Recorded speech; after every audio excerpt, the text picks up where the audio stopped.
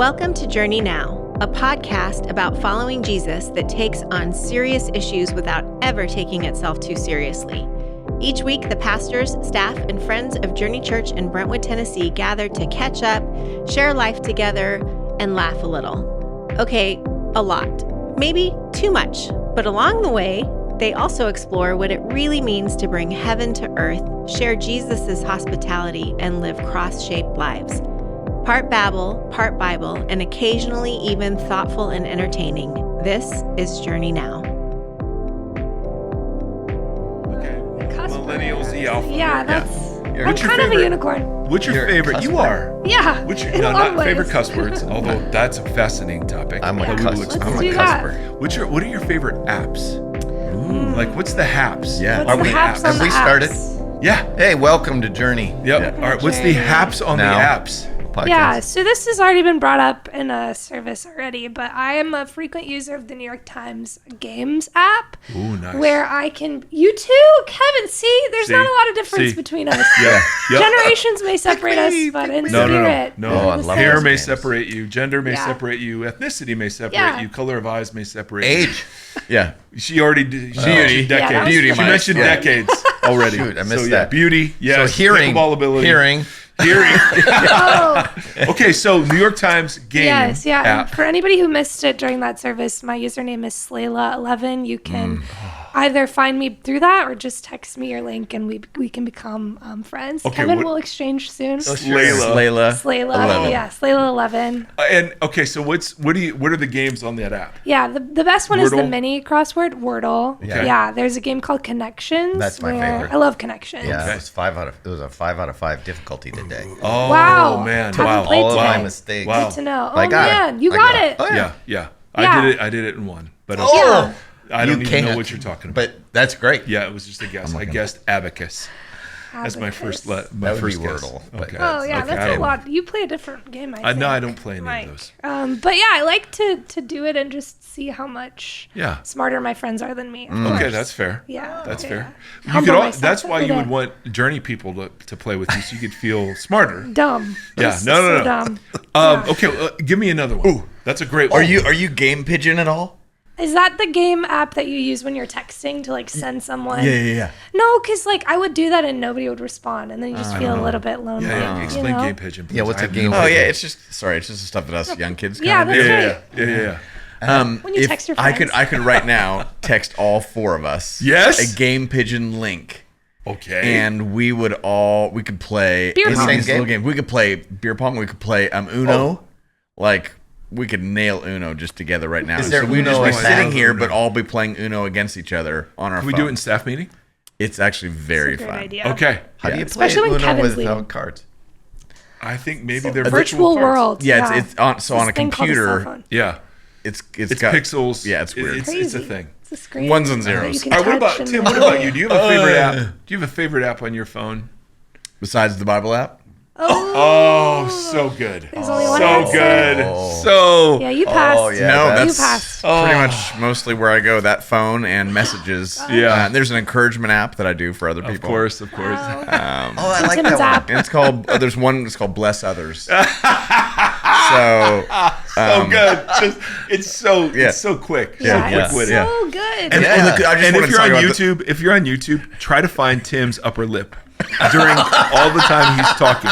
Just see, I have not seen his upper lip in decades. Yes. We're not sure he has one. There could have been some sort of surgery earlier. Go ahead. We were laughing before him. Mike was talking about my upper lip. I've never seen it. Because, like, I've never seen if you're watching on YouTube, this is my smile.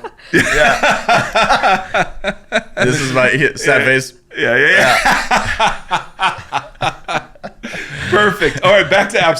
Sorry. So, Bible app, your meditation app, your prayer app. Yeah, Bless the, people. blessing, for the others blessing app. one is really powerful because there's a part Bless where you can others go, app. Love you your can give enemies money app. to other people through this Bless app. sure, So it's for just, sure, for sure. that's the one I spent most of my The Journey time Giving app right there. Yeah. Oh, nice. on. Yeah, building project app. Yes. Oh, yeah, that's it. Mansions for millionaires. Yes. Gosh, what a favorite. Yeah, building for our future hospitality. Yes. I mean, I Yes. think there's like, if I'm zoning out, I could really spend some time on Facebook Marketplace. Yeah. Really? Just Yeah. guitars, amps, Yeah, and chords. it's so dumb because I feel like I'm being productive. Yeah, because it's a career. It's part of my career, and it's Yes. like, ooh, Yeah. so I know everything about all pieces of gear and everything. It's everywhere. just so dumb. The White Falcon. So, anyways, that's No, just- that's so good. This is why we're doing this is it. This is it. This is another layers. Kevin, apps are things that are on your phone. I was gonna say, can you clarify? You can't hold an Yeah, app. do you need to Yeah. describe what an app is? What to you Kevin mean by really app? quickly? How do you play Uno? Aperture. It's called an aperture. Is the real word. Aperture. Yeah. Aperture. Yeah, it's the little squares on your iPhone. So you use the New York Times game thing. App. What else? Is there a I gotta look at my phone. That's okay, yeah. Kevin. Just take your time. Perhaps Yes. AARP app. Take your time. Do I have that? I don't know. I don't think you do. AARP. Here's one of the great dilemmas. Oh, There's a we got- get off my dilemma. blank lawn. Yeah. It's pretty That's right. great. How can I call people dumbasses? App. Okay. Yeah, what are synonyms? Let me show my age here. Pandora. Yeah. Yes. How far you're holding away from your face is showing your age. Yeah, Keep going. I use Flipboard all the time. Flipboard is for news. Yeah. You know what yeah, that yeah. Yeah. Oh, okay. Hey. Thank Are you you for serious, that. Edwin? No, yeah. Okay, Edwin I knows couldn't about it. tell. I couldn't tell. I use the message thing for getting texts and things. Right. That's All the time. It's a very frequently Important. used app, yeah. I use my email one. I'm like, oh, yes. All the time. Those are fun. Probably the most used though is my Google Calendar. Yeah. This one. Utilitarian. I Yep. like it. Yeah. That one. Yeah. yeah, That's you mean a really business. strong one. That's good. And Seth. I also use the numbers. I don't even know if that's an app or not, but it looks like one, right? Yeah. Numbers. Oh, like an Excel sheet. Yeah, I use that one all Like the time. so- Speaking of numbers, I use that Number all the one in time. our heart. number one in our hearts just arrived. Yes, I'm Yes, sorry it for the did. interruption That's all right. and the bright light on, Yeah. on the YouTube feed. But there's Yes. a young man who Oh, is yes. out of Hi, school buddy. for the summer, Yes. who has been wanting to. Papa. Agia haba, agia haba, agia hands. Hey. Seth Thomas Charles Erre the first Wow. has entered the chat, ladies and gentlemen. He Wow. is so excited. You brought the floppy in. You did your hair up. Yeah. You're looking Hair good. looks good, buddy. Yeah, dude. Yeah, baby. Yeah. Yep. So Seth has been asking to come to the Journey Now podcast for months. It's the reason he wants to miss school every Tuesday. He will say, "Dad, I can't know school. Journey Now podcast." Yeah. So That's a great reason.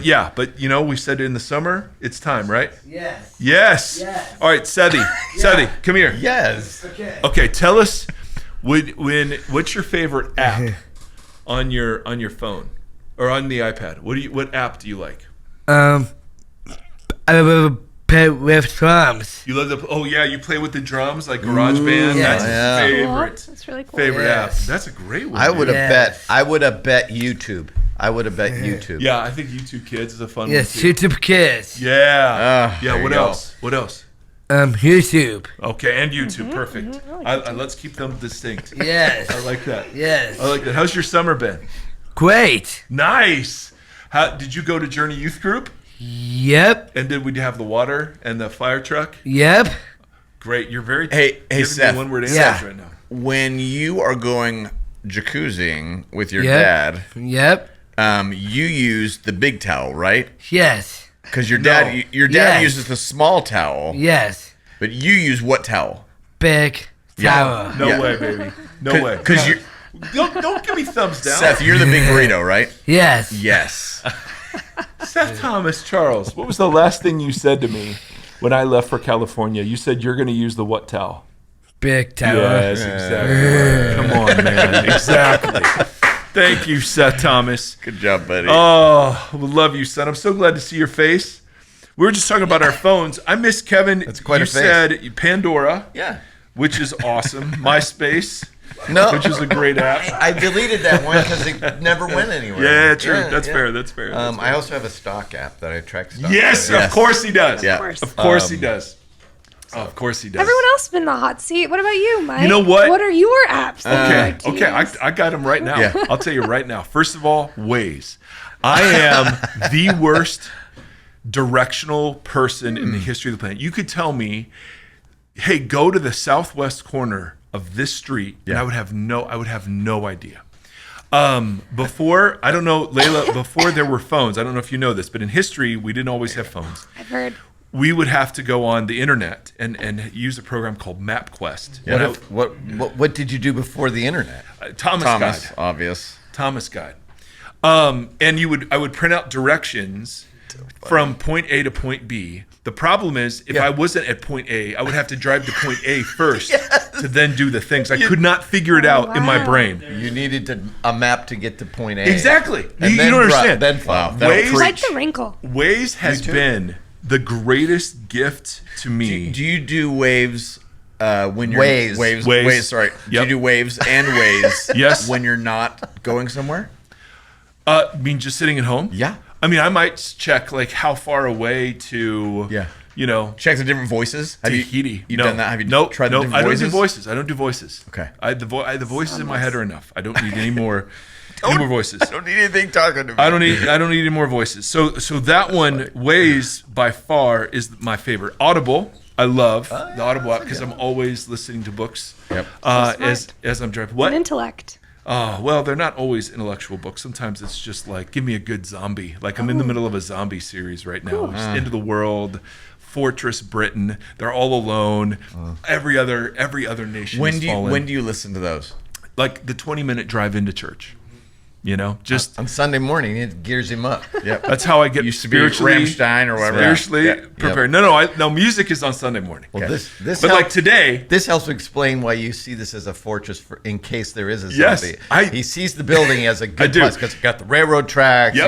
we got multiple roof heights. It's No, You got it's actually ledges great. you could shoot from. That's Yeah, right. it's- We just have a lot of glass, guys. So that's on our building project. I'm going to deal with that. Okay. No glass at all. We're gonna zombie proof this sucker. I just want to have plywood close by. Well, we took That's the it. ones out of the gathering space. Yeah. to brick those Yes, suckers we did. up. Yes. Yeah. So that's our fallback position. But I've actually, there are times when I will go walking around a neighborhood and just be thinking like, okay, what house would I want? In case. That's if an incredible. EMP or I just love that. I love incredible. the end of the world scenarios because I don't want to be left behind. Tim. Yeah. I don't want to be left behind. Yeah. Like your upper lip has been left behind. Yeah. That's the other app that I'm on. Left behind. Yeah. Yeah. Countdown. Yeah. Countdown to the rapture app. And the last one's countdown. You know what? When is the rapture gonna I bet there's happen? one of those Oh, somewhere. dude, There's got to absolutely. be. I'm going to look later. Yes. Yes, they're probably betting. Because So I need to know. Tim has a lot of sports betting apps, but he doesn't want to. He doesn't want to admit that. No. He bets the ponies, Santa Anita. Ponies. He bets the ponies. I haven't heard that one in a while. dude. Since last week when Tim was bringing it up. Yeah. But, That's what he does during staff meeting. Yep. He's like, come on, Tim. What are you doing right now? What I'm are you looking up typing right now? Rapture countdown. There were a couple weeks ago, I came to Oh, staff I'm getting my meeting. foot tickled. Sorry, I'm sorry, Not you. Kevin. Was that It you? Seth. Or did you get Oh my gosh. Oh my goodness. I love that Layla said I'm sorry. I have accidentally touched his toes a couple of times Oh, man. today. I'll I know. admit it. Okay, know. so you guys, They're pretty numb the first anyway. one that comes up, Rapture countdown. Okay. First one is Rupture. Lose It. It's like a calorie counter, which hurts my feelings. okay. As That's hurtful. a sponsor for me. That's Yeah. hurtful. But Yeah. the first major correct one that's not a sponsor You're is just barrel TBN chested. Plus. Oh, TBN nice, Plus. And nice. you- Christian What is- streaming. Yep. Oh, And gotcha. second one is In Touch Ministries. Okay, Oh, yeah. Charles Stanley. Yeah. Rest in peace. So you guys, they're really doing it right Some here. resources Okay, out there. let's So, can anyways. we do one? Can we please? Like just us come up with an app that's Rapture Countdown, and every day we just update it to like, oh, this happened today. This is the fulfillment of Ezekiel 97. Yes. And so the countdown now is 10 days from now, and it's always 10 days from Yeah. now. Like it never, we never advances. We It just never always move keeps beyond going. 10 yeah, days. Yeah, exactly. Now, speaking of things that could happen Go to the grocery store. that could bring about the rapture, we had a bomb Yeah. uttered here on Sunday morning. There are sermons, and then there are talks, and then there are bombs. And this one was a Oh bomb. boy. Yeah. Coded. Well, no, All of that had me. no. It worried. just it's like you throw a joke out. I've never had this happen. Tim has this happen, but you throw a joke out, and nobody laughs. You know what I mean? It was like that was that kind of sermon. It was on- Would you? Oh, is that kind of sermon? It was that kind of sermon. It was that kind of yeah. sermon. You just throw it out Crickets. there. It's the word of God, and I don't you think expect so. you expect tears of repentance and remorse. And what you get is, people checking their watches and asking if they're free donuts. Is this the part where we just like assure you that you did a good job? No, and this is loved not a what Trump you cabinet did? meeting. No, we tap in. Hey, just making sure, because that's what I was sensing. And we No, go, no. I didn't see anybody looking for donuts. Yeah.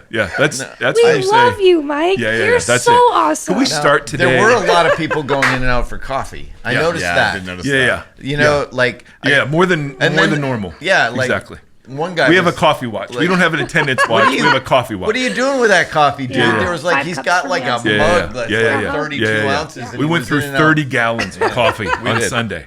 That was just after the talk started. Worship was fantastic. Tim. Ooh, there's my feet again. Yeah, Seth Thomas. We have a large rat in the room. Yes. I'm sorry, Kevin. Oh, Yeah, Tim, keep your feet to yourself. So it wasn't. I'm just trying to Yeah. connect it to something. Well, he's Anyway, trying to it draw was a sermon, lines. and it was about forgiveness. yes. And it was Oh. a parable where Jesus talks about a servant that had been forgiven an unrepayable debt, who then enforces a payable debt on and against another servant. And then Jesus ends with this very ominous. Don't do that. Don't do that, because this is what my Father will do to you unless you Right. forgive from your heart. Right. And it's like, and he says this a couple of different places, so it must be important. Right. And I think that was one Those of the were big two of the questions. text questions. One of them was like, how does this idea of that kind of judgment fit in the kingdom? Where if you're going to do that, then I'm going to do it to you. Yeah. That seems retaliatory. Yep. And the idea of it just, but aren't we forgiven?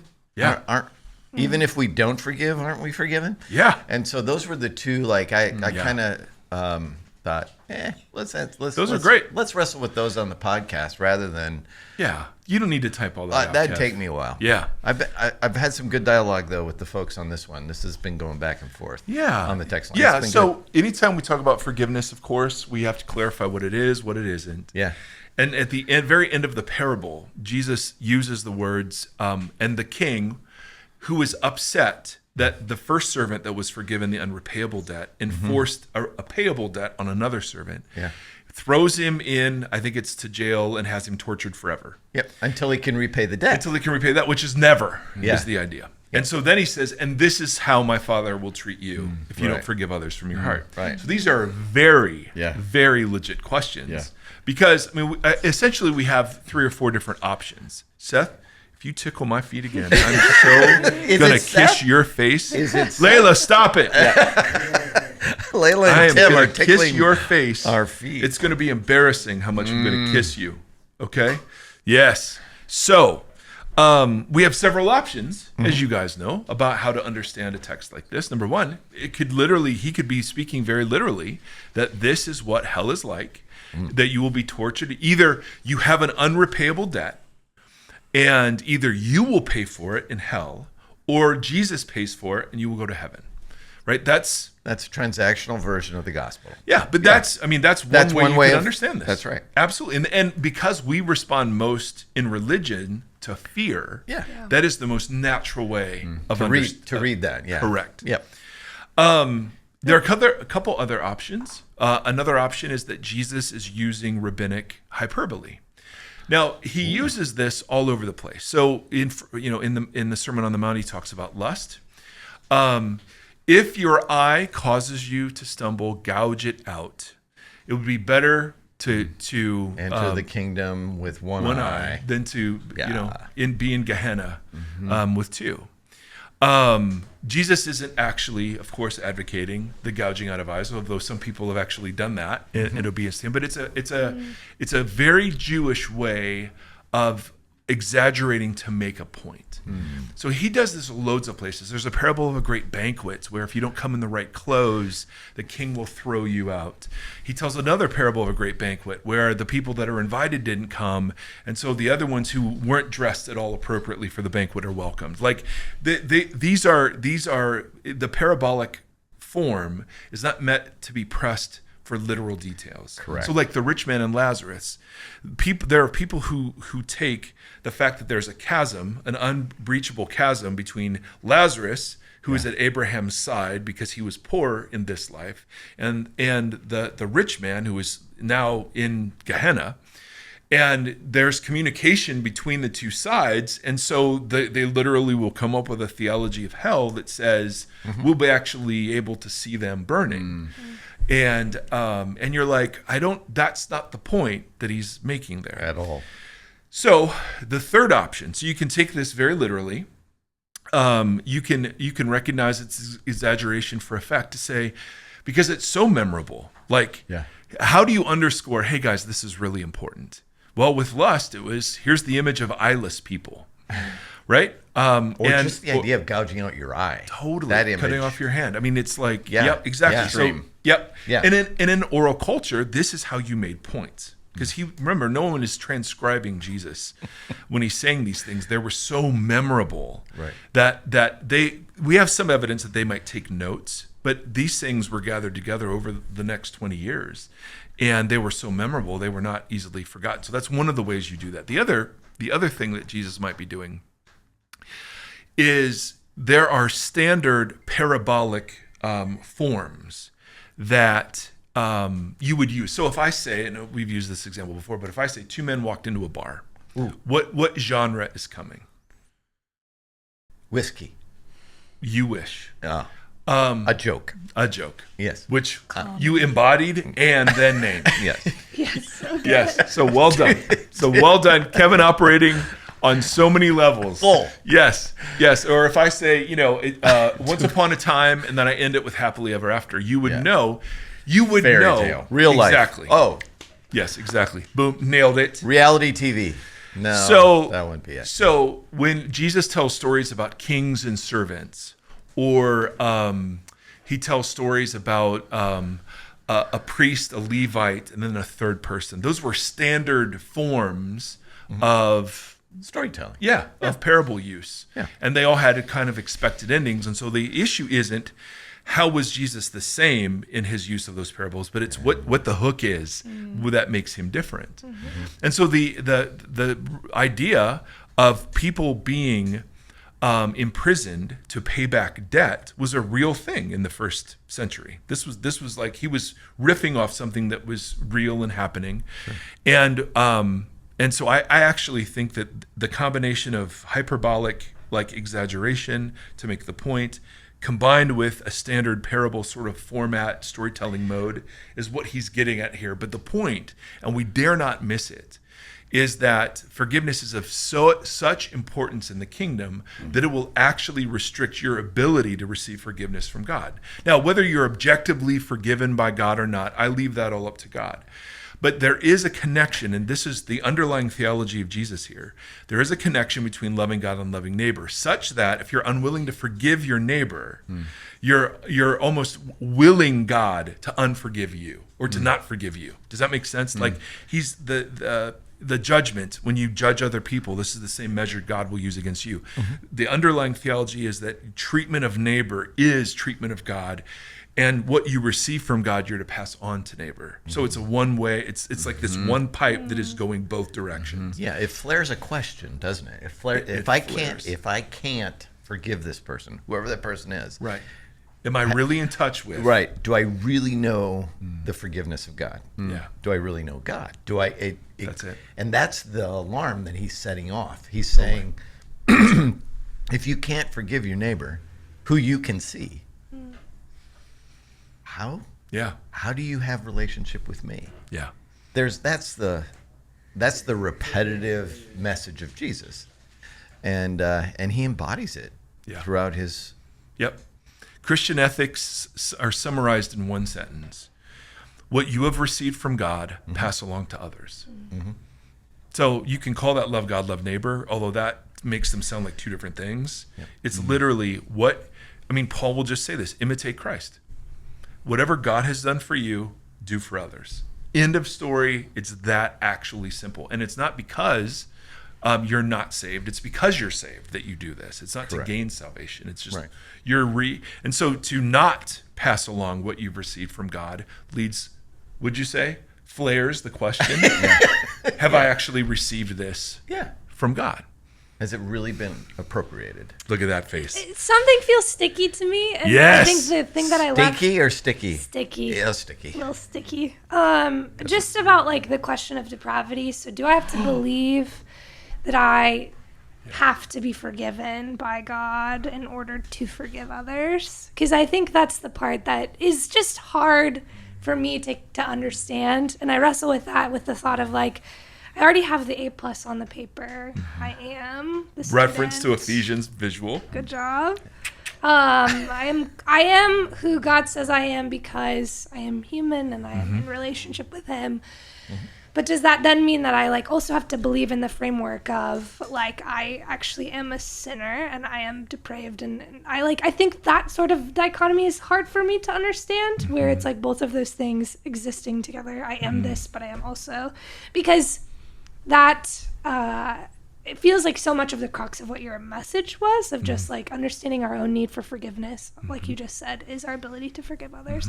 But if I don't understand, but what if I don't feel that? Like, what if I don't feel naturally as a person that like I need to be forgiven for being a person? Yeah. You know what I mean? Yeah. That's just something That's a that- great question for Timmons. Tim? No. I think he dozed off. No, I'm Yeah. trying to understand the question, but you guys got He it. was actually Tim was actually betting. Oh, We just is that why he had his Yeah. phone out? He had his app up? By the way, we're down to 9 days. Okay, continue. No. Yeah. Oh, no. The I only have 9 days to Man, figure it this accelerated out. in the last 15 minutes. Yeah. This here Yeah. podcast has Are done you- some damage. Is this a theology question or It's because there is a you stated it in one way where I was like, I don't know if I have to experience the forgiveness of God in order to forgive others. I think that's true. You don't. Yeah. I think people have no knowledge of God and still forgive people. Yeah. So it's not that isn't the prerequisite for forgiveness. Okay. I don't think. Okay. Mike might think different, but I think, and I also think that the idea of I don't know if I want to go down this rabbit hole. I just want to speak to you use the word depravity, and Yeah. usually people attach the word total to that. I'm not. It's not part of the way that I view humanity. Yeah. And so there's a degree of that. If you believed in that reformed 5-point Calvinistic view, sure, this gets sticky. Yeah. If you're more inclined to see humans as having some good in them because they have the image of God in them, and they're capable of doing good, even if they do it for the altruistic, humanistic view that they have, it's still good. And I still think it's the image of God in them coming out, even though they don't know God. Sure. So I think what makes this more compelling is this audience he was talking to, the audience that we talk to as claiming to be followers of Jesus. If you're not claiming to be a follower of Jesus, whether you forgive people or not, largely then will either rot your soul or not rot your soul. It's more of your own personal hell that you get to experience, which is, I think, very sticky. Yeah. I've met bitter people. I've been in the presence of bitter people, and a lot of it has to do with their unwillingness to let go of grudges and wrongs and a lot of things, and not do the work of forgiveness. Yeah. So all that to say this, I think as followers of Jesus, when we fully grasp the amount that we've been forgiven, the things that, and I think that's the Spirit's work in us. He reveals, as I get older, I get, things that I used to do, things that I still do that hurt other people are revealed to me. I don't know why he didn't reveal it all at the same time, but he probably would have just punted at that point. But there's this, I'm still doing stuff that hurts other people. Yeah. And in doing that, there's this sense of, I've been forgiven so much that I don't even know about. And it allows me much more patience with people. Which is weird, because when I was younger, I was a real. It's not a lot now. It's not, but it's better. It's better. It's much better. There's good news and bad news. Yeah. But the crazy part is the marginal move Yeah. is noticeable. Yeah. You know? Yeah. It's like, oh, you moved the meter 1%. Yeah, Kev. I know, but look at it. Yeah. I mean, there was a big. So yeah, but I think that's the work of the Spirit. It's the work of, and then you've got to do the work yourself. Yeah. But if you don't want to, then you don't. Yeah. I feel like what you just said is Wrong. seems no. It feels like God forgiveness is like a godlike quality that it can exist Yeah, even in people who don't ascribe to for sure. faith or theology. And it reminds me of things that I've heard Mike you say about like people who aren't Christians can still do like work and often do work that is more Aligned justice, with- mercy, aligned with the ways of Jesus than most. Absolutely. So it still is like you can forgive because we're human and God is Totally. in humans, and that can pass through. Yeah. So it doesn't need to necessarily be. Yeah. And I think Kevin riffed on something that I want to underscore. Just the word depravity. Because sin, as it's been classically understood, has been, I have personally offended Almighty God through my breaking of the 10 Commandments, my whatever. And James, if you've broken one law, you're as guilty as if you've broken the whole thing. And so the gospel then just becomes the answer to a sin problem. Yeah. And while I think there's truth to that, I think the biblical word sin much more has to do with failure, the collective failure of humans to be the image bearers God intended them to be. Paul cashes out sin in terms of like we fall short of the glory of God, which means falling short of imaging God, which to me is such a bigger non-religious category that I can agree to instantly. All of the ways that I'm petty and selfish, even if they're not sin or big sins or little sins or whatever, all of the ways that I don't experience the fullness of my humanity. That's great. Yeah. Oh, that's and good. the way I sabotage my humanity, I mean, that all of that opens that whole thing up in ways that just don't couch it in very narrow Christian terms, which means then Paul can use several different pictures of salvation. Obviously, legal indebtedness is one he does use, so I never want to shy away from that. But he also uses reconciliation between two enemies. He also uses adoption as an orphan into a family, being in the household of God. He also uses being enslaved, but then being bought out of slavery into freedom, redemption. And so the mistake sometimes we make is forgiveness only operates in one of those pictures, which is the legal indebtedness one. Whereas forgiveness operates across all of those pictures. Does that make sense? And so I think it's just a much broader, more beautiful picture of what salvation turns out to be. Yeah. When I'm forgiving, I'm offering salvation, Yeah. right? I'm offering reconciliation. I'm offering belonging. I mean, it's Yeah. all, it's that like I'm reenacting this thing. Right. It's much more than how I feel. Yeah. And so do I need to be in touch with all the ways I'm screwed up to forgive other people? No, not at all. I mean, I think Kevin's right on. It helps. Yeah. It helps. And so Jesus is using that image to convey that truth, but he uses other images too. So Yeah. all that is to say is that's such a legitimate question, but it's always in how the question is framed. Yeah. It will determine what you find, Yep. right? No, Mike, that was such a good answer because it changes from the individual to the communal, which for me is so much easier to relate with when I think of like the arc and its total. Like it's if I'm thinking from beginning to end, not just my personal sin problem. Yeah. And I'm thinking about the like bigger redemptive arc. I think Yeah. that's what makes sense to me. Yep. Rather Yep. than this, well, I'm a sinner. I don't necessarily feel the weight of what Jesus' sacrifice meant for me. But when I think about it in the context of the world, That's it's it. so much more helpful. It never occurred to me, Layla, that sin and salvation are exclusively communal Yeah. in the Bible. So the Day of Atonement was the Day of Atonement for Israel's sins. Yeah. As a community. Now there were times you would offer sin offerings individually, but those are really unique circumstances that are often unintentional sins you would do. But I can't think of one sin that doesn't involve other people. So pride is elevation above somebody else. Jealousy involves another person. Lust involves another person, right? All of the sins are fleshed out in community. That's why salvation is a communal reality. So it would make sense Yeah. that sin, what hurts isn't that I'm imperfect. Yeah. What hurts is when my imperfection, as Kevin was saying, Yes. hurts other people. That's when I get in touch with, I've just added to the darkness. Yes. It's not just like, Yep. shouting hatred into social media against your enemies. That may feel great.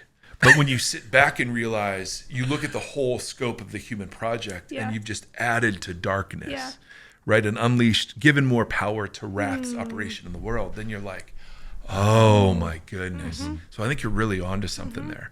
And that's where, I think some of us who are older really received the gospel in individual terms. And I'm thankful for that. It forced me to make a decision. It did. But I've had to unlearn that because it wasn't big enough to build a life on. Yeah. Right. It just wasn't big enough to build a whole life on. It was big enough. Explain that. Well, it was big enough to build an eternity on, right? So Yeah. Jesus comes and gets me to heaven. Yeah. And it's the classic, we've said this before, the Dallas Willard, the previous gospel asks and answers, what happens if you die tonight? Yeah. But it left unasked and answered, what happens if you live tonight, right? And so, I think both Kevin and I have based both ministry and life on a very thin version of that sort of sin salvation model. Because then, if salvation is only taking care of a sin problem, then the goal of salvation is sinning less. Then discipleship means teaching people to sin less. And we just see that through line through the evangelical culture I inherited and was a part of. And when in actuality, the much bigger, more beautiful story, sinning less is a byproduct of something much bigger. So you want to add anything to that? Because I know you've wrestled with that too. Yeah, my better part of my ministry. And then we talked about this yesterday a little bit, just the idea that, the opportunity for the church to really shine shows up. COVID happens. The world is in a mess. And the church can't fights among themselves. And they don't shine the glory of God. And it made me so sad to know that all the effort and time and It was such a failure of years. discipleship. Yeah, it was such a failure. We were all exposed. Because I was like, whatever we're doing is not working because we are not loving our neighbors. Yeah. So anyway, there's a degree of regret. There's a degree of realization of, were there some good things? Absolutely. And I can look back and go, yeah, we did some good things. But at the same time, I can look back and go, man, I wish I would have had a better. That's well said. Robust. I was going to use that word. Come I was on. going to use that, but it is. You've fallen away. It's a great word. It's a more robust theology around community. Yes. And people accused me all the time when I was younger of defaulting to community. And I named it, church I planted, community.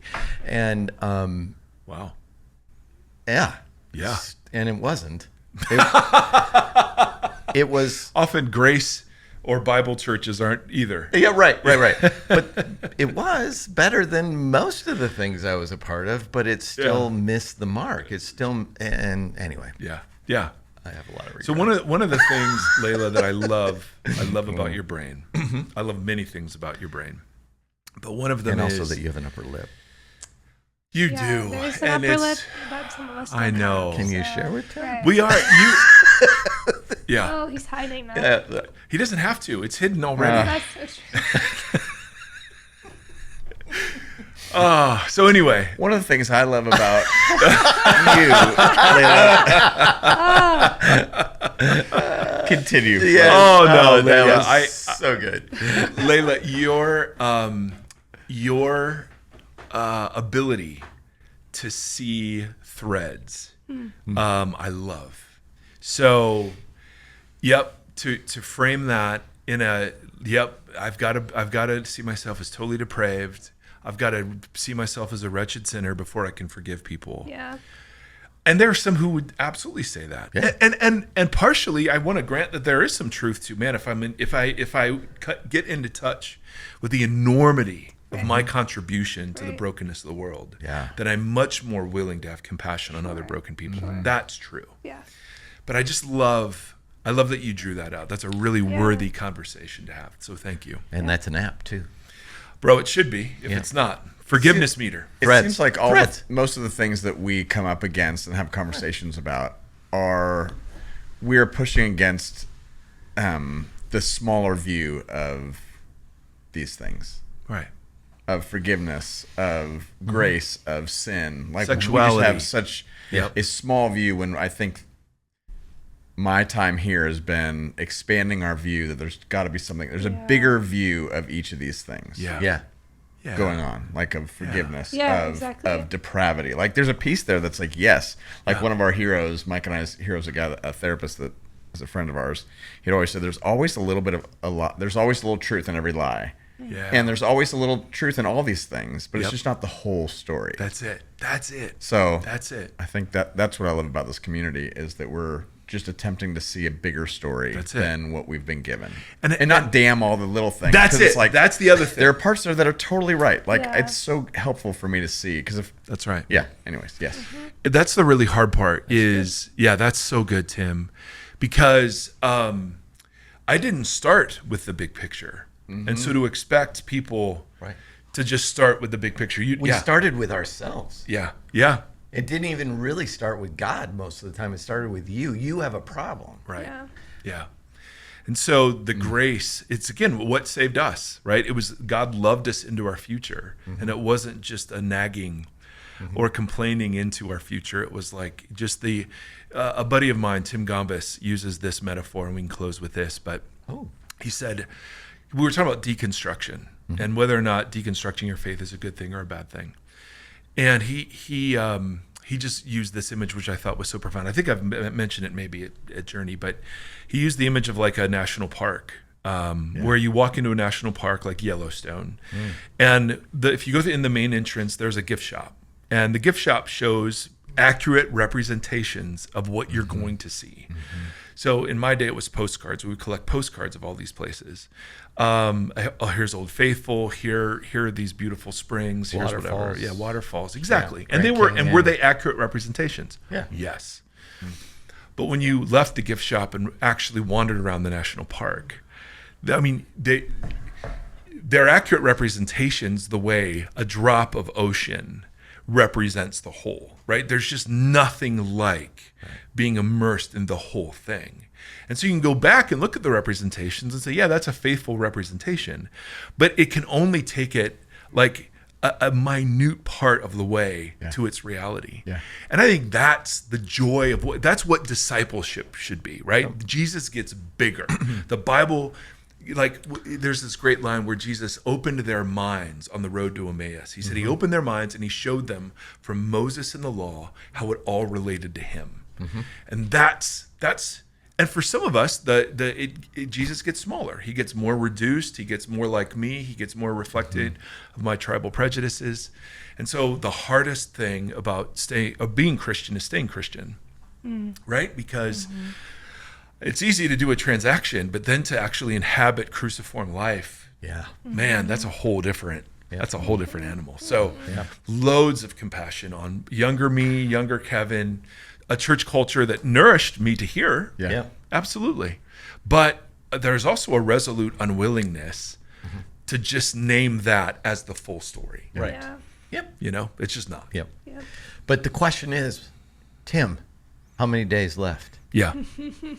Steffi, Check your app. Gosh, my app is internal now. Oh, and we're down to 7. Let's do Shema, bro. This last part really got us good. Hey, let's do Shema. So next Thursday when you hear this, we'll be gone. Yeah, it'll still be 10 days. It'll still be Journey now out. Oh, hold on. Can we do a little Shema? Yeah. Ready? We ready? Yeah. Shema Israel, Adonai Eloheinu, Adonai Echad.